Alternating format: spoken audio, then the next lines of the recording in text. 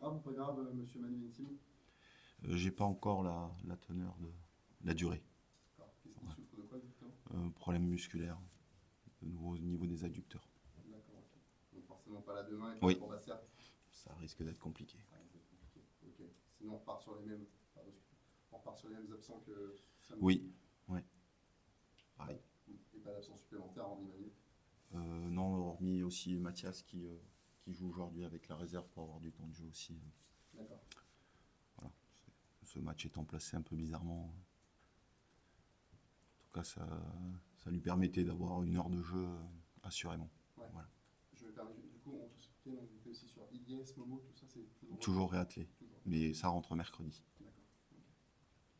Est-ce que l'absence de Manu t'oblige d'une certaine façon à abandonner provisoirement le schéma de la défense à 3? Il y a d'autres joueurs qui peuvent, hein, du coup, Della n'est pas non plus, Oui. j'imagine.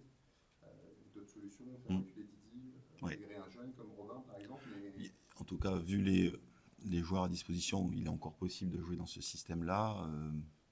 Mais pour mettre les joueurs dans les meilleures dispositions, j'ai envie de dire, ça peut être complexe demain. Tu joues à 3. Oui. C'est un peu... C'est vu samedi, Oui. j'imagine qu'il ne s'est pas passé non plus 50 000 choses Non. depuis. Là, on vient d'avoir Valentin Henry avec nous. J'ai perçu, en tout cas chez lui, qui représente les joueurs, un changement un peu de discours, de prendre plus conscience un petit peu de l'urgence de la situation, parce qu'il y a urgence. Est-ce que c'est... On en est vraiment là? Est-ce qu'il y a urgence comptable, urgence de réaction aussi sur le terrain? Urgence de réaction, on va dire. Le plan comptable, même si au moment où on se parle, il est bien sûr important, mais il n'est pas définitif. Voilà, on ne joue pas la dernière journée demain. Donc il n'est pas définitif, mais il est urgent sur l'attitude, le comportement, le degré d'investissement des joueurs. Il est primordial qu'il y ait un contenu et un investissement total demain. C'est surtout ce que je recherche. Voilà, le match de samedi le prouve. La première mi-temps n'est pas à la hauteur de ce qu'on avait demandé. La deuxième est un peu plus dans les souhaits voulus. Et j'aurais aimé qu'on fasse un match entier comme on a entamé la deuxième mi-temps. Donc les joueurs le savent. Maintenant, il faut, comme dans tout moment difficile, il faut se responsabiliser. Voilà, la responsabilité sur le terrain, qu'est-ce que moi je dois apporter en lien avec mon poste, en lien avec le scénario du match. La clé, elle est là aujourd'hui. C'est que on connaît toutes, de par tous les moyens que l'on a, on connaît toutes les failles des adversaires, comme ils connaissent les nôtres. Et il faut être à même de les exploiter au mieux. Donc demain, j'attends surtout une réaction collective du groupe. Je ne sais plus si on a posé la question en début de saison. Quand on est dans ce cas de figure, toi en tant que coach, ton credo, c'est je renouvelle la confiance aux joueurs qui ont, entre guillemets, failli le dernier match ou les derniers matchs. Ou je change. Ou tu aurais tendance à dire un levier, j'en change. Mais ne serait-ce que, je sais très bien comment ça se passe, ne serait-ce qu'en changer 2 ou 3, mais des joueurs entre guillemets marquants, ça peut En fait, il y a deux données. Après le match, avant Lorient, on avait fait le choix de garder les mêmes. Et pour autant, la prestation de Guingamp n'avait pas été à la hauteur de nos attentes. Demain, il y aura peut-être de l'évolution, peut-être qu'il y aura des changements, de la rotation, pour envoyer aussi de la fraîcheur, puisque c'est une semaine à 3 matchs. Donc il y a cette notion-là, et puis la notion de l'effectif du jour, les forces vives dont on compose aujourd'hui, et dont on dispose, qui font qu'on n'a pas pléthore de choix non plus. On n'a pas pléthore de choix non plus pour faire de la révolution. Après, sur l'effectif qui m'est proposé, il y a la possibilité de faire le même 11 que Valenciennes. Voilà. Donc, ça veut dire que ces joueurs-là sont là, présents, ont vécu des choses positives ensemble et ont gagné ce match 3-0 à l'époque. Donc il y a la possibilité, ça ne veut pas dire que je vais forcément faire ça, mais en tout cas il y a la possibilité de faire ça. Donc c'est avec l'espoir de retrouver ce qu'on avait vu contre Valenciennes. L'espoir, il ne viendra que par l'investissement total des joueurs. Voilà, il faut. Si Valentin a traduit une prise de conscience sur le fait qu'il y a urgence, et surtout qu'il y a urgence dans le fait. Perçu comme ça, oui, c'est l'interprétation de dans le fait surtout de s'employer à 100% de la première à la dernière minute, alors il y aura des changements d'attitude et il y aura certainement des résultats positifs à l'avenir. tant qu'il n'y a pas de responsabilisation, de prise de conscience, malheureusement, on est toujours en train de reporter la faute sur quelqu'un d'autre. Et c'est les problèmes des moments difficiles ou de crise, on les nomme comme on le souhaite, mais c'est un peu ça, c'est que moi ça va, j'ai fait mon match. Par contre, on a perdu à cause de ça. Là, je pense que quand on gagne ou quand on perd, c'est la responsabilité de tous les joueurs qui participent. Donc on en est là aujourd'hui, je pense on a oublié ça. J'imagine que c'est ce que tu leur as dit après le match de samedi. Mm. Est-ce que faut les laisser peut-être méditer?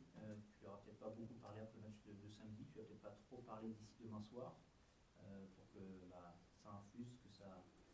Mais j'ai parlé rapidement samedi après le match sur ce que je vous ai dit juste après, c'est-à-dire que appuyons-nous sur les choses qu'on en a fait de cohérence, c'est-à-dire la deuxième mi-temps. Et aussi j'ai appuyé aussi sur le curseur de voilà ce qu'on avait demandé avant le match, et chose qui n'a pas été respectée. Donc il faut comprendre que notre staff, notre travail à nous, c'est de mettre les joueurs dans les meilleures dispositions pour qu'ils performent.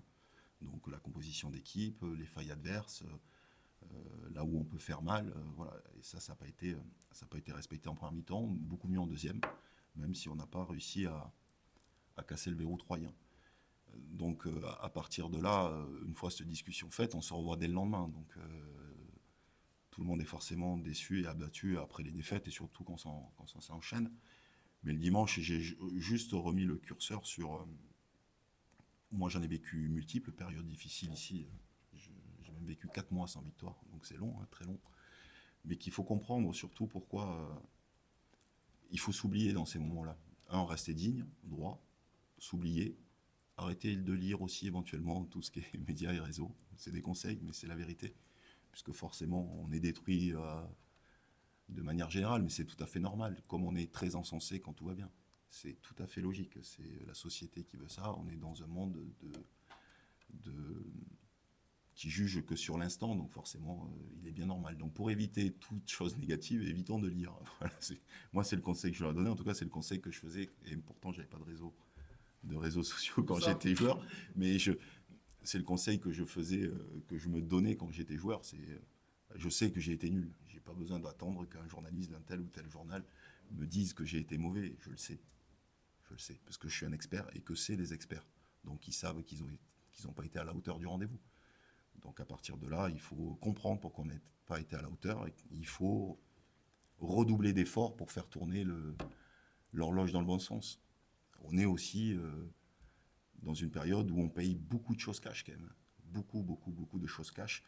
J'en réfère toujours à ce que j'ai vécu au départ. Et au départ, on subissait peut-être autant d'occasions, mais on arrivait à gagner 1-0. Et là, aujourd'hui, sur la première mi-temps, en tout cas, on n'a quasiment rien subi. Et sur la seule où on subit une micro-situation, on prend but. Il y a peut-être pas de hasard. Oui, non, mais de toute façon, il n'y a jamais de hasard. Quand on ne fait pas tourner les choses dans le bon sens, c'est que le hasard n'existe pas, c'est qu'on n'entreprend pas les choses comme on devrait les entreprendre. Et c'est ma plus grande chose négative du match de samedi, c'est cette entame-là, parce qu'elle n'est pas à la hauteur de ce qu'on a demandé. Et que j'étais persuadé que si on entamait comme on le souhaitait, on pouvait mettre cet adversaire en grande difficulté, parce qu'ils étaient aussi en grande difficulté, et mentalement, et sur le plan comptable, et ils venaient de prendre 3-0, certes contre une des meilleures équipes du championnat, mais quand même, quand on subit ça, on n'est pas au mieux psychologiquement, donc il faut s'appuyer là-dessus pour aussi enterrer, j'aime pas trop ce terme, mais enterrer l'adversaire rapidement, d'entrée. Et on n'a pas montré ça, on les a plutôt mis en confiance, même si ils n'ont pas produit de jeu, on les a mis en confiance, ils sentaient qu'aujourd'hui, ils étaient solides défensivement.